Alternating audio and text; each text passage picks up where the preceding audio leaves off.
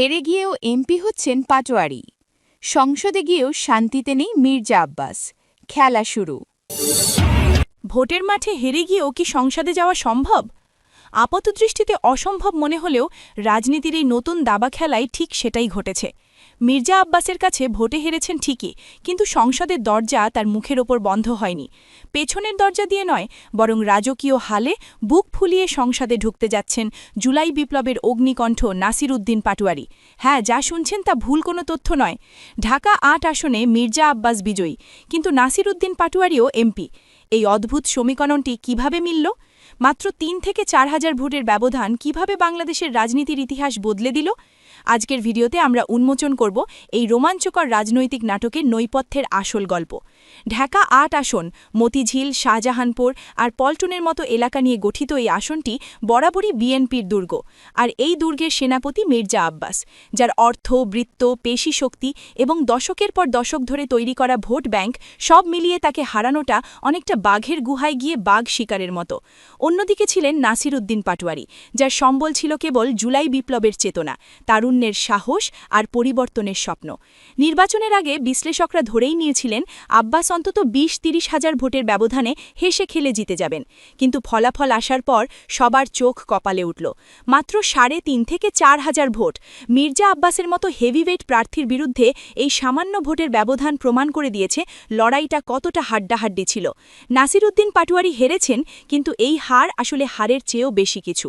এটি একটি বিশাল নৈতিক বিজয় বা মোরাল ভিক্টরি। কিন্তু আসল টুইস্টটা এখানেই। গল্প এখানে শেষ হয়নি, বরং এখান থেকেই নতুন গল্পের শুরু। মির্জা আব্বাস যখন বিজয় মিছিলের প্রস্তুতি নিচ্ছেন, ঠিক তখনই খবর এলো নাসির উদ্দিন পাটোয়ারিও সংসদের টিকিট পেয়ে গেছেন। কিন্তু কিভাবে? যারা ভাবছেন এটা কোনো অলৌকিক ঘটনা, তাদের বলি এটি অলৌকিক নয়, এটা হলো জুলাই সনদের ম্যাজিক। গতকালের নির্বাচনে আপনারা শুধু এমপি নির্বাচনের জন্যই ভোট দেননি, আপনারা ভোট দিয়েছেন একটি ঐতিহাসিক গণভোটে। আর এই গণভোটে দেশের মানুষ ব্যালট পেপারে হ্যাম মার্কায় সিল দিয়ে দেশের শাসন ব্যবস্থায় এক আমূল পরিবর্তন নিয়ে এসেছে। বিষয়টি পরিষ্কার করার আগে যারা এখনও আমাদের চ্যানেল গল্প নিউজ সাবস্ক্রাইব করেননি, তারা এখনই সাবস্ক্রাইব করে বেল আইকনটি চেপে দিন, কারণ রাজনীতির এমন সব গভীর বিশ্লেষণ আমরাই সবার আগে আপনার কাছে পৌঁছে দিই। ফিরে আসছি মূল আলোচনায়। জুলাই সনদে স্পষ্টভাবে বলা ছিল, বাংলাদেশের সংসদ আর আগের সংসদের মতো থাকবে না। সংসদ হবে দ্বিকক্ষ বিশিষ্ট বা 2 হাউস পার্লামেন্ট। এর একটি হলো নিম্নকক্ষ বা লোয়ার হাউস, যেখানে ৩০০টি আসন, আর অন্যটি হলো উচ্চকক্ষ বা আপার হাউস, যেখানে আসন সংখ্যা ১০০। মির্জা আব্বাস জিতেছেন নিম্নকক্ষে। নিম্নকক্ষের নিয়ম হলো, যিনি বেশি ভোট পাবেন তিনি জিতবেন। একে বলা হয় first past the post system. এখানে টাকার খেলা, পেশি শক্তি আর স্থানীয় প্রভাবই শেষ কথা বলে। মির্জা আব্বাস সেই পুরনো ফরম্যাটেই তার আসন ধরে রেখেছেন। কিন্তু উচ্চকক্ষ বা আপার হাউসের খেলাটা সম্পূর্ণ ভিন্ন। এখানে কোনো ব্যক্তি সরাসরি ভোটে দাঁড়ান না, এখানে ভোট হয় দলের নামে। একে বলা হয় আনুপাতিক প্রতিনিধিত্ব বা পিআর সিস্টেম। নিয়মটা খুব সহজ। সারা দেশে একটি দল যত শতাংশ ভোট পাবে, উচ্চকক্ষের ১০০টি আসনের মধ্যে ঠিক তত শতাংশ আসন সেই দল পাবে। ধরা যাক নাসির উদ্দিন পাটোয়ারির দল জাতীয় নাগরিক পার্টি বা এনসিপি সারা দেশে মোট ভোটের ৫% পেয়েছে। তাহলে উচ্চকক্ষের ১০০টি আসনের মধ্যে ৫টি আসন এনসিপি পাবে। আর দলের নিয়ম অনুযায়ী এই তালিকার ১ নম্বরে আছেন নাসির উদ্দিন পাটোয়ারি। অর্থাৎ জনগণের সরাসরি ভোটে আল্পজন্য হারলেও জনগণের দলীয় ভোটের সমর্থনে তিনি ঠিকই আইন প্রণেতা হিসেবে সংসদে যাচ্ছেন। তাহলে সংসদে গিয়ে নাসির উদ্দিন পাটোয়ারির কাজ কি হবে, আর মির্জা আব্বাসের কাজই বাকি? এখানে তৈরি হচ্ছে এক চমৎকার ফিউশন। মির্জা আব্বাস একজন অভিজ্ঞ পার্লামেন্টেরিয়ান। ঢাকার অলিগলি তার চেনা। এলাকার রাস্তাঘাট, ড্রেনেজ ব্যবস্থা বা স্থানীয় উন্নয়ন, এসব কাজ তিনি তার দীর্ঘ অভিজ্ঞতা দিয়ে সামলাবেন। নিম্নকক্ষের এমপি হিসেবে এলাকার মানুষের দৈনন্দিন সমস্যা সমাধানই হবে তার প্রধান কাজ। সংসদে যাওয়া উচিত, তার মানে হলো কিছু লোককে তারা পাশ প্রকার ফেল করুক সংসদে। অন্যদিকে নাসির উদ্দিন পাটোয়ারি বসবেন একজন পলিসি মেকার বা নীতি নির্ধারক হিসেবে। তিনি ড্রেন বা কালভার্ট নিয়ে মাথা ঘামাবেন না, তার ফোকাস হবে রাষ্ট্রীয় সংস্কার। পুলিশ রিফর্ম কিভাবে হবে, সংবিধানকে কিভাবে আরও বেশি গণতান্ত্রিক করা যায়, প্রশাসনের স্বচ্ছতা কিভাবে নিশ্চিত করা যায়, এসব জটিল আইনি ও বুদ্ধিভিত্তিক লড়াই তিনি লড়বেন। তিনি সংসদের কথা বলবেন লজিক দিয়ে, ডেটা দিয়ে এবং তথ্য দিয়ে। জুলাই বিপ্লবে যে স্বপ্ন নিয়ে তরুণরা রাস্তায় নেমেছিল, সেই স্বপ্নের সঠিক বাস্তবায়ন করাই হবে উচ্চকক্ষে নাসিরের কাজ। তার এই অবস্থান প্রমাণ করে বাংলাদেশে এখন আর শুধু পেশি শক্তির রাজনীতি চলবে না, বরং মেধার রাজনীতি বা ইন্টেলেকচুয়াল পলিটিক্সের দিন শুরু হয়েছে। একই ঢাকা ৮ আসন থেকে দুজন নেতা সংসদে যাচ্ছেন, কিন্তু তাদের গন্তব্য ও দায়িত্ব ভিন্ন। একজন মাঠের নেতা, অন্যজন মেধার নেতা।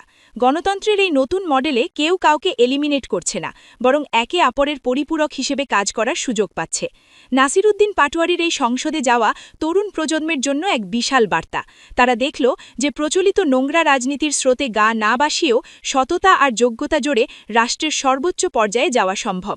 সিস্টেম যদি সঠিক হয়, তবে যোগ্য মানুষ ঠিকই তার জায়গা খুঁজে পায়।